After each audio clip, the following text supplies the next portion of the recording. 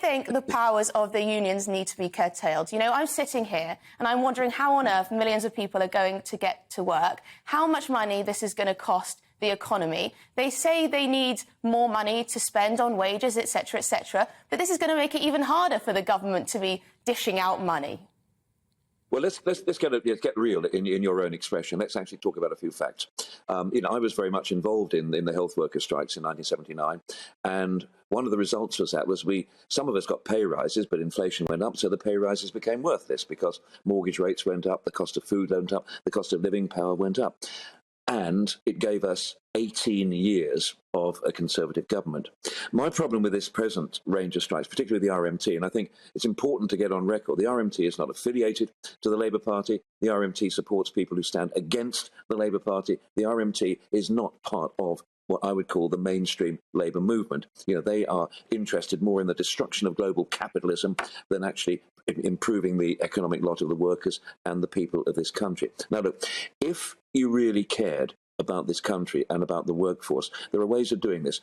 I think that what the RMT and the rail unions, in fact, all trade unions should do, and many of them do, is to actually work sensibly and constructively with the government and just say, look, we're not going to start from a position of absolute bitter animosity. Above all, we're not going to be so inept and to take the playbook from the Ladybird Book of Industrial Relations and throw everything, all your cards on the table for the first deal. You can't say that we're going to have an all-out strike. If you're going to do sensible industrial relations, you've got to allow the opposition, the other side of the table, some room to retreat. You can't actually say right here and now we want bang, bang, bang, bang, bang, the whole lot. You can't do that. Now, look, there's going to be huge industrial technological change within the transport services. We know that. There's probably not going to be ticket offices. A tiny number of people buy their tickets at the present time from a ticket office. It'll probably go online. But there are people who are going to be excluded from that, because they don't have access to it. We should be thinking about how we can actually reach those people. Why on earth can't the unions, the RMT and the other unions, sit down with government and say, look, we're not interested in sectional battling here. We're not interested in bringing around global socialism by Tuesday lunchtime. We're actually interested in the economic future and prosperity of this country, because the unions and union members are a crucial part of the economy. Sorry, Stephen, to interrupt you. Sorry to interrupt you, but you said, this is nothing to do with the Labour Party, the RMT strikes, the boss, Matt Lynch, I think his name is. He's got nothing to do with the Labour Party. But Angela Rayner was out there, campaigning for global socialism. She was backing the strikes, bring the Tory party down, all the different, gimmicky slogans. She was out there. You had lots of other Labour MPs out there too. Surely, for people sitting at home, they see this very much as being connected to the Labour Party. No, it's Angela Rayner, and I think quite right, is there in sympathy. She's there supporting the principle that actually the workforce should be engaged and they should be in a position to actually better the general life of their workers and of their members. That's not an endorsement of what the RMT is doing. That's an endorsement of what the TUC is doing. The TUC represents unions that are affiliated to the Labour Party and unions that are affiliated against the Labour Party. They're not interested in us. So I have every confidence and support and sympathy for Angela on that. What I don't do is have confidence and support and sympathy for those people who think that they can actually change the world order.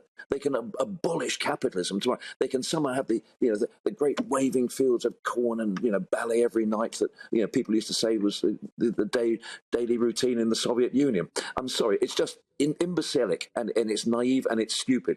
And wouldn't it be better for the Labour Party to be seen to be on the side of the commuters rather than on the side of those people who actually want to bring down the state? I think they also got it so terribly wrong when so many MPs in the Labour Party were very happy to be seen in support of Extinction Rebellion. Right at the time, Extinction Rebellion protesters were stopping or attempting to stop people from making their commutes, ordinary working people trying to travel across London on the tubes, for example. But you know what worries me the most? Well, one of the things that worries me about the most is that this doesn't look like it's going to stop at rail. As the RMT chief, whether we believe him or not, but I think he's right in his predictions that this could spread to more public services across the public sector. We might see the doctors striking, we might see the teachers striking, we might see all sorts of groups striking. And I do think, there are lots of people working in this country in the private sector who also haven't seen their pay increase, and they can't strike. They'd just be given the sack. And so, you know, it just seems to me that they haven't got their heads screwed on, and they talk about the government not being in touch, but I don't think they look very in touch. No, I think you make a very, very powerful point. I mean, my son is a self-employed electrician. You know, I'd want him to join a trade union because of the insurance, and I believe in the solidarity of joining a trade union.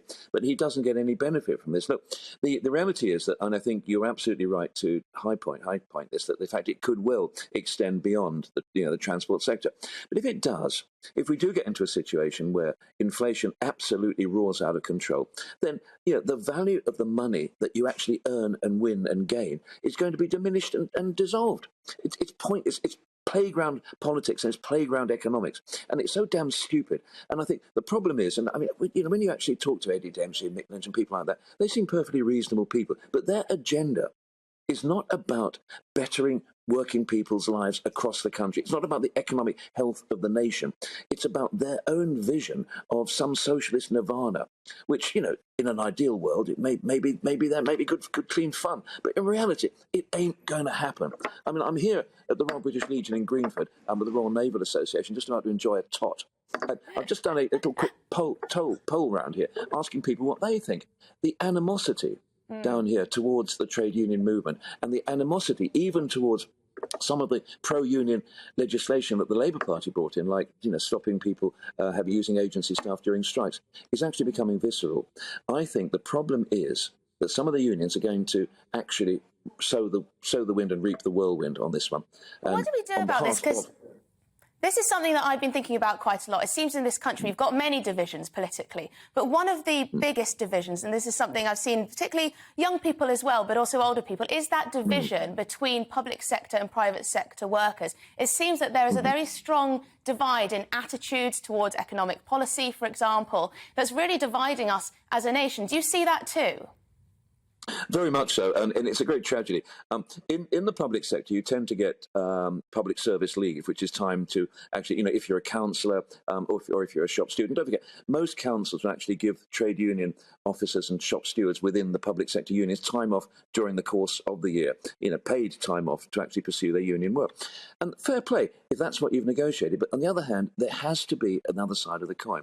You have to accept that if you're in an absolutely secure job, with a pretty decent pension, then you have to actually respect the fortunate position you're in.